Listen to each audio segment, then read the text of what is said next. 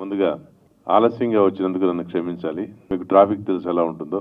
పరమపద సోపానం అచ్చమైన స్వచ్ఛమైన తెలుగు సినిమా. ఇందాక బిల్వ ప్రసాద్ గారి సినిమా గురించి చెప్పారు, ఇంత వేరే మిత్రులు కూడా చెప్పారు. ఇవాళ ఇటువంటి సినిమాల టైం నడుస్తుందని ఎందుకు చెప్తున్నానంటే, ఒక సందేశాలు వినే, లేతే లవ్ సినిమాలు చూసి, లేదా ఏడుపు సినిమాలు చూసి ఆ టైం అంతా అయిపోయింది.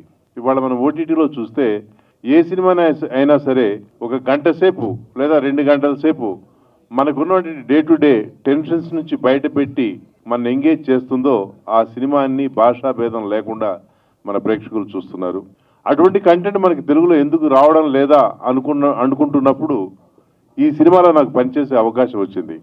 ఈ అవకాశం ఇచ్చినటువంటి మా డైరెక్టర్ శివ గారు, అలాగే ప్రొడ్యూసర్ శివ గారు, ఇద్దరు శివుళ్ళు, అలాగే ఇక మా హీరో అర్జున్, వారితో నేను ఇంతకుముందు ఒక సినిమాలో కూడా చేశాను.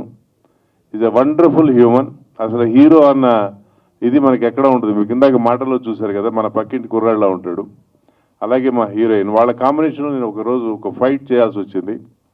నాకు ఈ క్యారెక్టర్ చెప్పినప్పుడు కూడా నేను జనరల్గా అడగను, ఏదో క్యూరియాసిటీతో అడిగితే మా ప్రొడక్షన్ మేనేజర్ ప్రసన్న గారు చెప్పారు, ఏం లేదు సార్, మంచి బ్రహ్మాండమైన ఐటమ్ సాంగ్ ఉంటుంది, మంచం దుప్పుడు వేస్తాం, అక్కడ ఒక అమ్మాయి ఉంటుంది అన్నాడు.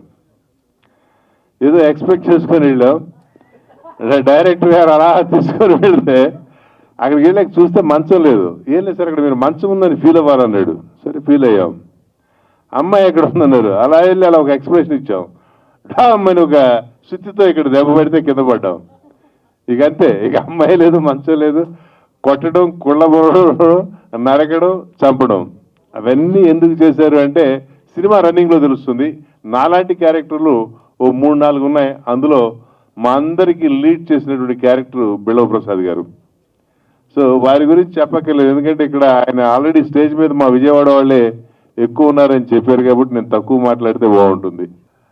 ఇటువంటి సినిమాలని మీరు ఆదరిస్తే, ఇప్పుడు పెద్ద సినిమా హిట్ అయితే ఎంతమందికి పని దొరుకుతుందో తెలియదు, కానీ ఒక చిన్న సినిమా హిట్ అయితే చాలా మందికి పని దొరుకుతుంది. ఒక హీరో, ఒక ఎస్టాబ్లిష్డ్ హీరో మన ఇండస్ట్రీకి దొరుకుతాడు. ఎందుకంటే వాళ్ళు తెలుసు, మనకి ఇండస్ట్రీలో 2 సంవత్సరాలకి 3 సంవత్సరాలకి ఒక సినిమా హీరోలు చేయడం వల్ల ఇవాళ థియేటర్స్ కూడా మేము మూసేస్తామని చెప్పి మీ అందరికీ తెలుసు.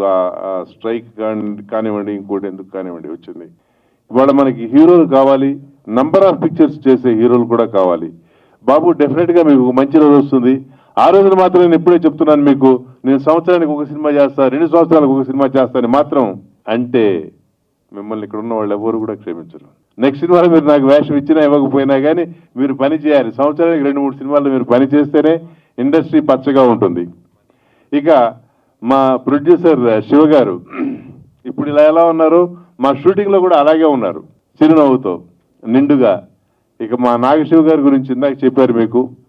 ఈ సినిమాని ఇక్కడ వరకు తీసుకురావడానికి ఆయన నిర్మాతతో పాటుగా ఎంత కష్టపడ్డారో మాకు తెలుసు. ఎందుకంటే నేను చేసిన సినిమాల్లో ఇది ఒక మంచి క్యారెక్టర్ కాబట్టి ఎప్పుడు నేను ఫాలోఅప్ చేస్తూ ఉండేవాడిని. సార్, మన సినిమా ఎప్పుడు బయటకు వస్తుంది, ఎప్పుడు చూపిస్తారు అని. మంచి రోజు వస్తుంది అన్నారు. ఆ మంచి రోజు వచ్చింది.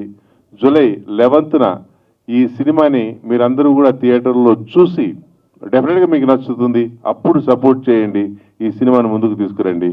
అందరికీ ఒకసారి నమస్కారాలు తెలియజేస్తూ ఈ సినిమాకి మీ వంతు సహాయం చేయమని అర్థిస్తూ సెలవు తీసుకుంటున్నాను. Thank you very much.